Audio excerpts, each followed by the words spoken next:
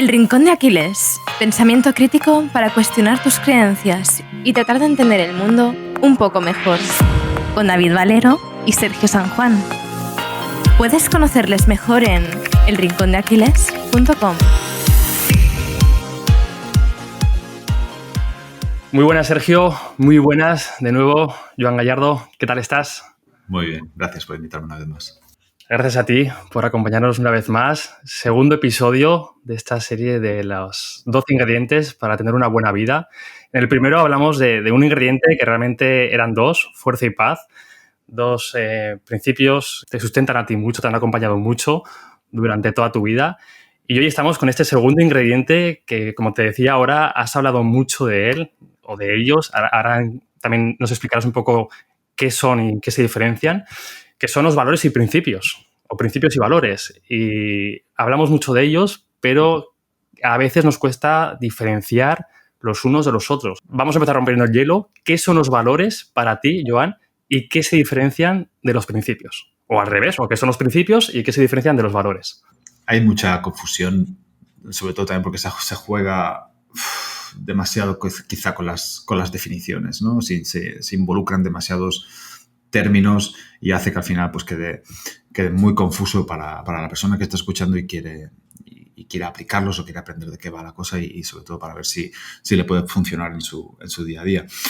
Yo me he esforzado mucho en todos estos años por encontrar una definición que sea muy entendible y que dé pie al proceso práctico, ¿vale? Para mí los valores son aquellas cosas, ¿vale? Si me dejáis usar la palabra, que queremos que sean importantes para nosotros y queremos que guíen nuestra vida. Le podemos llamar cualidades, virtudes, me da igual, lo que sea. Puede ser el amor, la bondad, la humildad, la lealtad, el honor, este tipo de asuntos.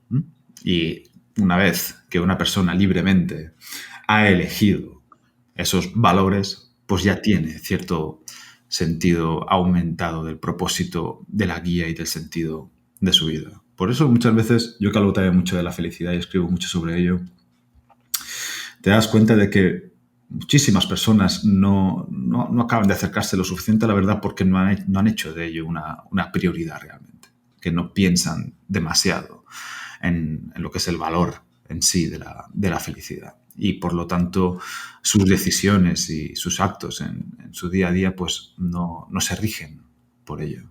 Y de ahí esa coherencia, ¿verdad? O sea, porque no creo que uno llegue a ser feliz por casualidad ni por suerte o que un día se lo encuentre sin más. Tiene que haber un trabajo, un foco, una concentración y una dirección hacia ello.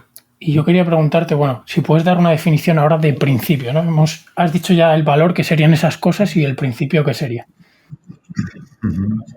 Los principios, a ver, antes de seguir, tengo que decir que todo el mundo se rige por unos valores aunque no piense en ello. Y de hecho en mi libro que saldrá en enero hablo de un término que me inventé yo, creo, no sé que lo haya leído por alguna parte, que yo llamo los antivalores. ¿De acuerdo? Que es cuando tú no has pensado y has meditado en ello y sin darte cuenta o en base a una filosofía un poco incorrecta de vida estás siendo guiado por unos valores que no son correctos o positivos, si queremos llamarlo así. Yo en mi caso, echando la vista atrás, me di cuenta que pasé muchísimos años de mi vida dejándome guiar por el valor, si lo podemos llamar así, de la vanidad, por ejemplo, ¿no? Incluso de la arrogancia, del rencor, de la venganza, incluso de ciertas dosis, qué demonios, de bastante dosis de odio. Así que por eso también hay que tenerlo claro. Y de estos antivalores también emanaban unos principios, unas máximas, normalmente conductuales y filosóficas que refuerzan esos valores, que para mí eso es lo que son los principios, unas reglas de conducta, unas máximas, unas normas, si queremos llamarlo así, que emanarán de los valores, los hayamos elegido o no. Yo, por ejemplo, en esa época tan beligerante, pues tenía principios como los de antes de que me jodan. ¿Se puede decir tacos? Puedo decir tacos, ¿no? Antes de que me jodan. Joan, por favor, estás en el rincón de Aquiles. Debes decir tacos. Pues ya está. Yo pensaba mucho en antes de que me jodan, joderé yo. pues si quieres sobrevivir, pega primero y cosas de este tipo. También decía muy, muy a las claras, basándome en una canción de John Frusciante, aquello de sé muy bien a qué personas amo y a qué personas odio y así está muy bien, y así podemos empezar a tirar para adelante. Y tenía esas máximas, esos principios que emanaban de esos antivalores. Por suerte me di cuenta del sistema a base de filosofar y pensar muchísimo en ello, y a partir de ahí hice borrón y cuenta nueva, por decirlo así. Creé esa escala de valores nueva que yo quería que guiara mi vida, y de ella emanaron los principios, que muchos de ellos pues, son los que ya la mayoría de vosotros conocéis, como el de hay que hacer lo que hay que hacer, te guste o no, todas las veces, cada vez y otra vez. Eso sería, por ejemplo, un principio que fortalecería un valor muy importante para mí, como bien sabéis, que es el de la fortaleza y el de la disciplina, por ejemplo. Yo me quedo con la idea esta antivalores, ¿no? Que es importante también saber qué valores quieres en tu vida, pero también qué valores quieres evitar, que muchas veces nos centramos en lo que queremos, pero no en lo que no queremos, que también es importante. Es importantísimo, ¿vale? Es que parece que estoy haciendo aquí un montón de publicidad en mi libro, pero no es el caso. Al final del libro digo que esto es un poquito... A ver, la felicidad yo creo que se trata más de lo que no hay que hacer que de lo que hay que hacer, de hecho. Pero obviamente si has metido muchas veces la pata y has dejado tu vida muy desordenada y sumida en cierto caos, pues habrá que hacer un montón de cosas para devolverle cierto orden y paz para que la felicidad sea posible. Por lo tanto, esto es como si entramos a vivir en una casa y hay una tremenda boñiga de vaca justo en medio. Por mucho que pongas una televisión de 8K de 62 pulgadas, un sofá italiano de 7.000, etcétera, etcétera, ahí hay una cosa que se tiene que hacer antes que nada, que es quitar esa boñiga. ¿Entendéis? Por mucho valor que tú añadas, hay que quitar lo que no está bien, lo que está mal, porque eso provoca un incordio dentro que tiene que ser resuelto, sí o sí. Bueno, Joan, ¿y qué podemos hacer cuando no somos fieles a nuestros valores y principios? Que tú has dicho, ¿no?, que has pasado por esa experiencia, yo he pasado por esa experiencia, creo que cualquier persona que nos escuche en algún momento de su vida se ha dado cuenta de que no estaba siendo fiel a esos valores o principios idílicos que teóricamente él le gustaría regirse por ellos, ¿no? ¿Qué se hace en esa situación? No es una pregunta sencilla porque todo el asunto puede haber fallado por diversos motivos. Uno es que se hayan puesto quizá el listón demasiado alto y la conducta de la persona pues no esté siendo mala. Sí, que no suele pasar. Esto es un porcentaje bajo de esta casuística, pero muchas veces también hay que revisar si esa escala de valores estaba bien hecha. Y es porque es muy difícil acertar a la primera. Yo aún no he conocido a nadie que haya acertado en su escala de valores a la primera. Y además, la escala de valores tiene que ir cambiando con la edad, inevitablemente. Porque, por ejemplo, si algún chico joven que nos escuche ahora sobre los 18, 17, 19, 20 años, que nos escuche, pues seguramente atenderá la llamada de la amistad como uno de los valores más importantes, porque además tiene un sentido antropológico. Pero quizá esto, cuando tú ya tienes a tu familia, a tus hijos y ya estás metido en otros líos, pues la amistad, aún siendo muy importante, quizá descienda en ese escalafón de importancia. Pero lo que sí que suele pasar más es que, aunque sabemos que los valores que hemos elegido están ahí sobre todo para corregir ciertas cosas de nosotros mismos, eso también incluye el hecho de que es difícil seguirlos y que la probabilidad de fallar pues es como mínimo media. Por lo tanto, lo primero que hay que aceptar es la probabilidad y de que fallar es normal. Y por lo tanto, aquí la cuestión importante es qué vamos a hacer después. ¿Qué podemos hacer después? Y aquí se tiene que abrir una fase de reflexión donde intentamos descubrir por qué hemos fallado y cómo podemos quizá elaborar un principio que evite que volvamos a caer exactamente en ese mismo error, o quizá subir un poquito más el valor en el que hemos fallado en la prioridad para estar más concentrados aún en él, o incluso eliminar algún valor, no de la vida, sino de esa fase de concentración y de foco. Yo he tenido a personas en mi despacho que me pidieron ayuda en este aspecto, que yo normalmente trabajo con 5 valores con la gente, ¿vale? Porque es fácil recordarlos. Pero hay personas a las que le he dicho, concéntrate solo en esta cosa, ¿vale? Concéntrate solo, por ejemplo, en la fortaleza. Y lo demás, y se irá colocando todo uno a uno. O es un valor del que también emanan otros valores. Y cuando una persona está concentrada solo en eso, pues ve más claro qué tiene que hacer y qué no tiene que hacer.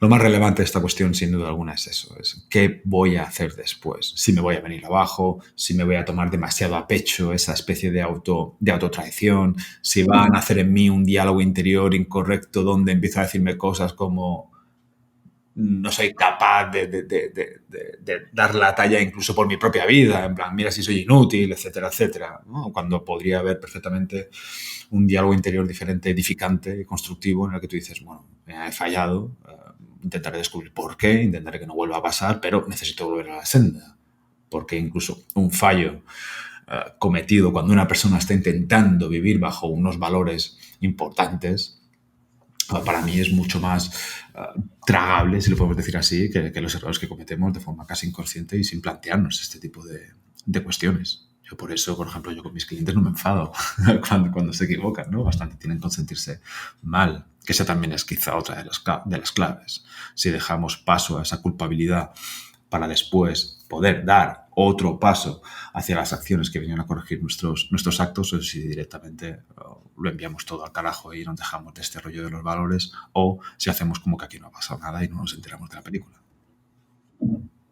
Y Joan, una cosa, crear los valores es un proceso continuo o los defino una vez y toda la vida me rijo por ellos y a la seguir, pico pala, como los caballos estos que les ponen parches en los ojos, recto. No creo, como he dicho antes, que mucha gente acierte con ellos a la primera, ¿vale? Lo más normal es que también las vicisitudes de la vida vayan dando paso a otros valores o que nos demos cuenta de que le habíamos puesto una expectativa muy, muy grande en los beneficios de vivir bajo un determinado valor y luego descubramos que realmente pues no era para tanto, ¿eh? Y esto tiene que ser un ejercicio completamente libre. Yo cuando lo trabajo con mis clientes no les pido por favor que no intenten impresionarme, ¿vale? Que realmente decidan ellos qué es lo que consideran importante en su vida y qué es lo que quieren que las guíe. Y hay muchos chicos, por ejemplo, que deciden que la riqueza tiene que jugar un papel fundamental en su vida, la creación de dinero, la adquisición de bienes, y yo no digo nada, ¿vale? Pero empieza a funcionar y se dan cuenta de que, pues sí, hasta cierto punto es necesario y beneficia muchísimo a la vida, pero que da para lo que da. Y entonces hacemos una revisión. La escala de valores se tiene que revisar frecuentemente. No cada semana, obviamente, porque tiene que dar tiempo a que los cambios provoquen los efectos pertinentes, pero sí cada X meses se tiene que hacer una revaloración de todo, nunca mejor dicho, para ver si realmente estamos acertando con ello o hay que hacer algún cambio. Yo he cambiado mi escala de valores unas cuantas veces. Ha habido unos valores que siempre se han mantenido y por lo tanto, pasados todos estos muchos años, ya considero que están muy bien donde están, pero otros que han ido apareciendo, han ido desapareciendo, etcétera. Que no quiere decir esto. Cuando yo hablo de elegir 5 valores, no quiere decir que el que está a lo mejor en 7º lugar ya no cuente y no valga para nada. Pero tenemos una capacidad de atención y de concentración limitada. Y yo he encontrado en 5 un número al que la mayoría de personas se adhiere bastante bien. Pero como he dicho, hay personas que 1 o 2 o 3 como mucho. Es que hay veces que lo ves, perdón, hay veces que lo ves súper evidente. Una persona que viene y, por ejemplo, se da cuenta de que traiciona cada 2 por 3 a sus amigos, que es un veleta, ¿no? Y dices, oye, hazte fuerte en el valor de la lealtad, ¿vale? Siempre sin dejar que se pervierta, porque esta es otra cosa. Todos los valores pueden irse a un extremo en el que aparezca esa especie de perversión, de transfiguración negativa del mismo valor. No sé si habéis visto la película El Irlandés, que sale Al Pacino y Robert De Niro. El tío realmente está ejerciendo es buenísima. Un valor altísimo como es el valor de la fidelidad y de la lealtad, pero en el lugar equivocado. O sea, él es más leal y más fiel a la mafia, por decirlo así, que a su familia, y eso acaba siendo un auténtico desastre. Te decía, Joan, que te iba a hacer dos preguntas en una. Has hablado de lealtad, fidelidad, honor, valentía, estar en familia. Podrían ser valores que se consideran más tradicionales, ¿no? Y la pregunta viene por aquí. La primera es, ¿piensas que en las sociedades modernas, en las sociedades de hoy en día, se está perdiendo esta importancia que hay que darle a los valores? Y si es así, ¿por qué piensas que estamos entrando, o ya estamos de hecho de lleno, en una decadencia total, moral y ética de valores y principios, y que no le damos, propiamente dicho, el valor a estas palabras, como se les daba antes? Yo creo que sí, que hay una decadencia en este aspecto súper evidente. Muy, muy, muy evidente. Los motivos y las razones de esto, tendríamos que sentarnos aquí a filosofar unas cuantas horas para sacar alguna pequeña idea en claro. Yo tengo alguna teoría. Por ejemplo, esta súper exaltación del yo a través de las tecnologías y de las redes sociales, pues puede tener muchísimo que ver en esa aparición de la vanidad, ¿vale? Que es algo que ya me parece a mí que está bastante claro, y por lo tanto con la supresión de la humildad y por lo tanto la supresión de la empatía.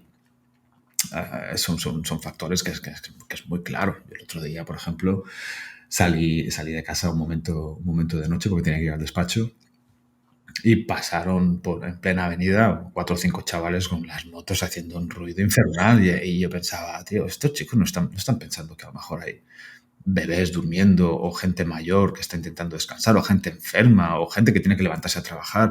No existe ese pensamiento. Por eso yo insisto tanto en la vanidad y en el valor de la humildad, ¿vale? Y en el valor también de la bondad, este egoísmo que es casi, o sin el casi, muy, muy egótico. Todas estas cosas se irían solucionando poco a poco si toda la cuestión de los valores estuviese más actualizada. No hablemos ya de todo el panorama político, donde tú ves que está absolutamente desprovisto de valor alguno. O sea, los valores, tan siquiera el valor de la coherencia, por supuesto, el de la humildad y el de la hermandad, ¿no? Que podría ser algo que por lo que luchasen nuestros políticos. Bueno, al final, los políticos, la clase política, Joan, no estarás de acuerdo, yo siempre digo que es un fiel reflejo de la sociedad, ¿no? Por supuesto, estoy completamente de acuerdo. O sea, me parece que es más que evidente que si esta clase social subsiste es porque el pueblo la alimenta, y porque el pueblo se ve reflejado en el nivel. Esa es la verdad. Y a mí me duele muchísimo. En una sociedad en la que a mí me gustaría vivir, ciertas figuras que vemos hoy en día con muchísima frecuencia y en muchísima cantidad serían absolutamente intolerables. Los sacaríamos a gorrazos. Porque no quiero hablar mucho de esto porque me enfado, pero me parece muy dañina la imagen que se está dando, ¿no? Porque aquí sí que se rige el refrán de si ellos pueden, yo también, ¿no? Si todo el mundo lo hace, ¿por qué no lo voy a hacer yo? Y vemos, sobre todo en algunas redes sociales, unos comportamientos que parecen realmente los que tienen los políticos en el Parlamento o en el Congreso. Bueno, una beligerancia, un guerra civilismo que da miedo. O sea, y da miedo y asco. En mi caso, a mí me da asco. Me daría pena si no fuese tan patético y lamentable, pero por eso me da tanto asco. Joan, para que no te sigas enfadando, aunque está relacionado el tema, la educación. ¿Crees que se puede enseñar valores? ¿Que hay que educar más en valores? ¿Qué papel tiene la educación en los valores y principios? Has dicho, no quiero enfadarte más, pero enfádate, ¿eh? Vamos a hablar de la educación. Pues, a ver, yo no tengo ninguna duda de que hay muchas personas que forman parte del sistema educativo que tienen unas intenciones, una voluntad y una energía envidiables y encomiables. Pero a mí me da que el sistema no da lugar, no da sitio para que estas personas hagan ciertas cosas. Y también, quizás sea por el nepotismo puro y duro, no lo sé. Pero sí que me gustaría que en las escuelas enseñaran también ciertas cosas y cierta moral, cierta ética y ciertas cosas que fuesen más útiles para nuestros niños, que para mí es lo más importante que hay. O sea, el mundo en el que viviremos nosotros dentro de 20 años depende de lo que pase con los niños de hoy en día, ¿vale? Y a mí me parece que es un asunto delicadísimo, muy, muy, muy delicado, en el que se tendrían que tener más ojos puestos en ellos. Pero, claro, ¿quién manda encima del sistema educativo? Ahí está la clave y al mismo tiempo la perversión. Estamos muy de acuerdo contigo, creo que también hablo en nombre de Sergio. De hecho, tanto la labor que haces tú por redes sociales como el propósito de este podcast, y que estemos ahora mismo los tres sentados aquí, es un poquito cubrir esas carencias del sistema educativo, ¿no? No nos han enseñado cómo afrontar los problemas, no nos han enseñado cómo gestionar emociones, no nos han enseñado valores y principios. Y luego nos encontramos, pues, hemos hablado de ellos, ¿no? De los políticos, de la sociedad, adultos que son niños, son auténticamente niños con el corazón podrido, con el corazón, no sé cómo decirlo, pero y creo que la causa, como has comentado tú, está en la educación, en una buena educación, y que está muy bien y que no es excluyente, que se enseñe biología, matemáticas, física, química, lo que quieras, pero ¿de qué sirve todo eso? ¿De qué sirve todo eso si no hay un buen sustento? Y por supuesto, y después también es que aquí hay una especie de partido de voleibol, ¿no? Donde todo el mundo se pasa la pelota de un lado a otro y nadie se la queda demasiado tiempo como para después asumir responsabilidades, que esa también es otra de las cuestiones y otra de las enseñanzas que nos entrega debidamente a nuestros niños, porque ¿y la educación que se recibe en casa qué? ¿Me entiendes?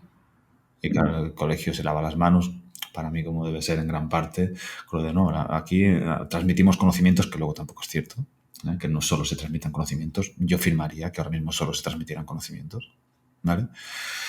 Y claro, pues dicen, no, que los eduquen en casa, y los de casa no, también hay que educarlos en civismo, etcétera, en el colegio, y aquí pues nadie realmente está educando a los niños en cuestión de valores, ética, moral, principios y un poquito. Bueno, más que educar, en algunas escuelas podríamos decir que es adoctrina, ¿no? Más que educar.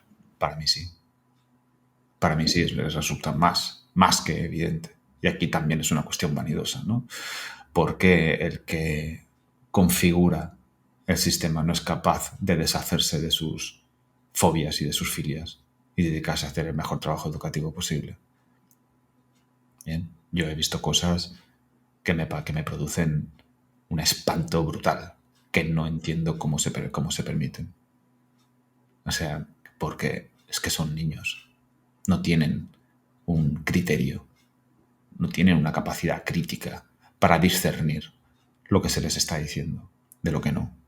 Y sobre todo un niño es tan bueno, tan bondadoso, que confía en los adultos y sobre todo en las figuras autoritarias, en sus padres, en sus tíos, en sus abuelos, pero también en los profesores, en el entrenador del equipo de fútbol, en el entrenador del equipo de básquet.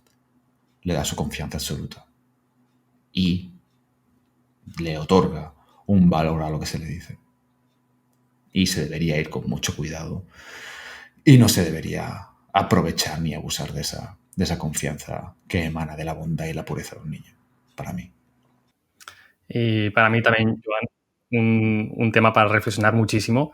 Y de hecho, llevamos casi 25 minutos hablando de principios y valores.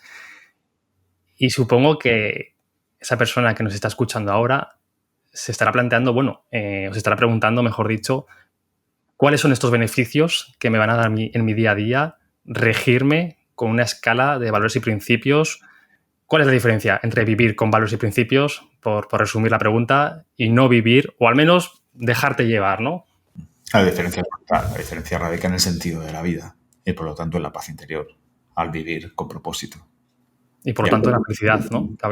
Siempre hablas de que la felicidad depende de la paz interior. Exactamente. Y por lo tanto de la felicidad. O sea, no se puede ser feliz sin paz interior. Esto yo lo he intentado refutar muchas veces. Recuerdo la primera vez que me sobrevino este pensamiento después de muchos años filosofando sobre la cuestión fundamental de la felicidad y aún he sido capaz de refutar esta idea. Y los valores y vivir bajo los adecuados y correctos valores y principios da sentido realmente a tu forma de actuar y por lo tanto también a tu forma de pensar y bien modula, si queremos decirlo así, todo nuestro sistema de creencias. Y de repente nos encontramos viviendo una vida que tiene sentido.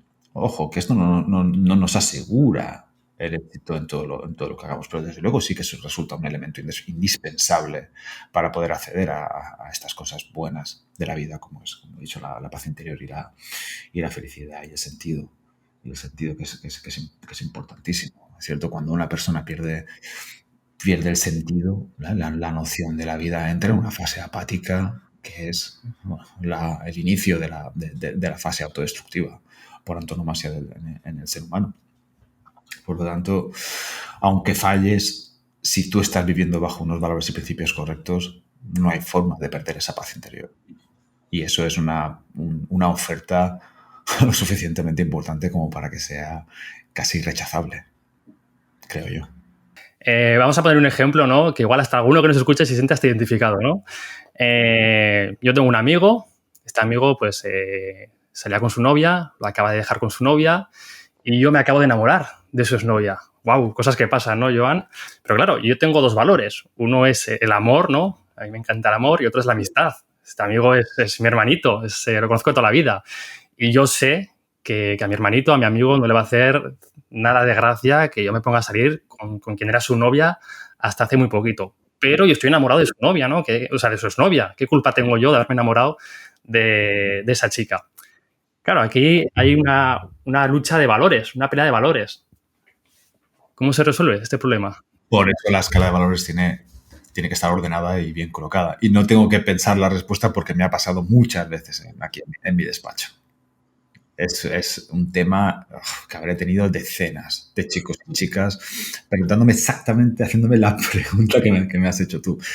Y aquí hay casos, desenlaces de todos los colores. Recuerdo, por ejemplo, un chico, esto es 2021, sí, ahora 2 años y medio o así, que me vino y el planteamiento te escuchaba a ti y lo escuchaba a él. Fue exactamente tal cual lo que me dijo.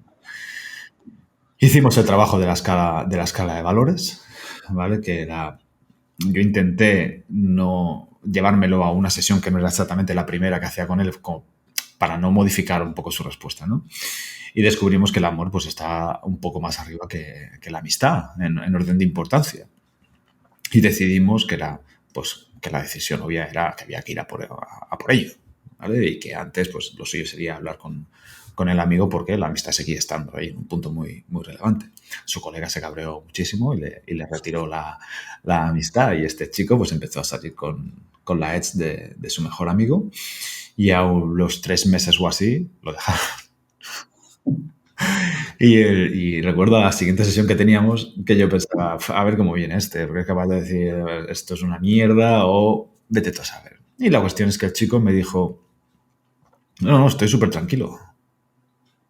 Estoy súper tranquilo porque yo sigo creyendo que la escala de valores estaba bien. O sea, no ha salido bien esta historia, pero esto no puede modificar aquello que creo. Yo sigo creyendo que el amor romántico para mi vida es más importante que la amistad, aún siendo la amistad algo muy, muy, muy importante, ¿vale?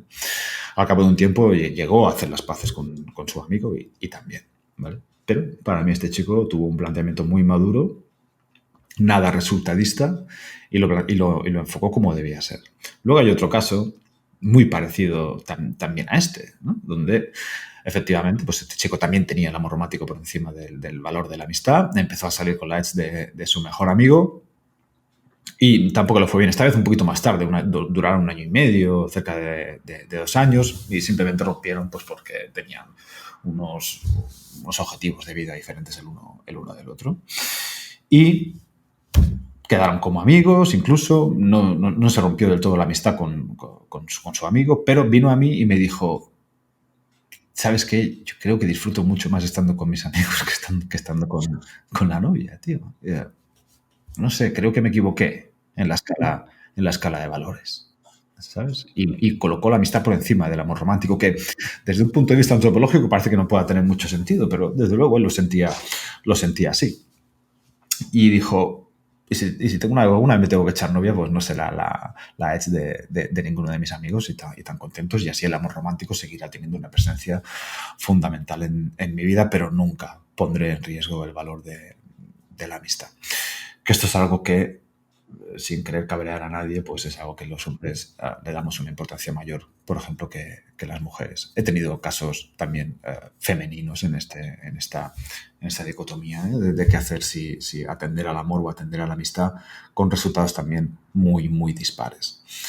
Por eso, toda la cuestión de la elaboración de la escala de valores tiene que ser muy personal, muy libre, aunque la persona se esté equivocando. A mí me han planteado clientes míos escalas de valores que yo lo veo y digo, esto es una mierda, vamos, pero no puedo decir nada, tengo que dejar que esa persona lo vaya averiguando. Y es por este motivo por el que yo tampoco doy nunca mi escala de valores, para no influenciar a nadie y que la gente no haga un 2 más 2, 4 de manual y diga, bueno, pues para ser como Joan, pues voy a vivir bajo sus valores y seguro que acabo siendo igual que él. No. Joan, una pregunta. Dime. ¿Hasta qué punto tenemos que nuestra escala de valores tiene que depender de los resultados, ¿no? Porque decías el chico este que había cambiado escala de valores, pero si le hubiese salido bien hubiese seguido con la misma escala de valores. Entonces es cierto que la vida nos da feedback, pero ¿hasta qué punto nos fiamos de ese feedback a corto plazo para crear nuestra escala? Yo creo que depende muchísimo de la importancia del propio valor en sí. Hay valores que son más altos que otros, ¿vale? Por ejemplo, el valor de la bondad es supremo, ¿vale? Y la bondad es cierto que en un mundo así como el que tenemos hoy en día parece que no tenga mucha utilidad. Por lo tanto, si nos regimos exclusivamente por el resultadismo, quizá nos vemos impelidos y obligados a deshacernos del valor de la bondad o de bajarlo varios puntos en nuestro ranking. Todo depende de lo que hayamos tenido en cuenta a la hora de elegir X valores, ¿de acuerdo? Yo en este caso, Joan Gallardo, pues no soy un tío muy resultadista, la verdad. A mí hay cosas que me importan, estos intangibles me importan muchísimo más que los efectos que tienen en el mundo. Y a mí, este sentido, por ejemplo, del propósito, ¿no? el valor de la solidaridad, en mi caso, es enorme, ¿vale? Yo siempre estoy intentando ayudar a las personas. A mí ya la vida me va muy bien, me ha ido muy bien en relación a lo que podría haber llegado a ser, y mi forma de agradecerlo al mundo es dando todo lo que puedo de una forma gratuita, ¿de acuerdo? Y ¿cuál sería el resultado que me permitiría, en teoría, poder seguir haciendo eso? Los agradecimientos, que me bailen un poco el agua, y paso de todo eso. No lo tengo ni en cuenta, ¿vale? No hay forma que yo deje, que haga que yo deje de dar, ¿vale? Y en parte es porque no lo hago por aplausos ni por vítores ni nada de este estilo. Si lo hiciera al revés, sería muy fácil, ¿no? Yo doy en base a todo lo que me devuelvan, en base a todo lo que me halaguen. Y eso es muy, muy peligroso, porque es fácilmente pervertible después. Joan, no te quiero poner en ningún aprieto, pero has hablado 2 veces de tu libro. Dale. ¿Qué pasa con ese libro? Bueno, me imagino que muchas personas es la primera vez que se enteran, pero sí, el 27 de enero sale publicado con Penguin Random House, con el sello Grijalbo, mi primer libro. Qué guay, qué guay. Bueno, no os preocupéis, que hablaremos más de tu libro y si hace falta le dedicaremos un capítulo completo.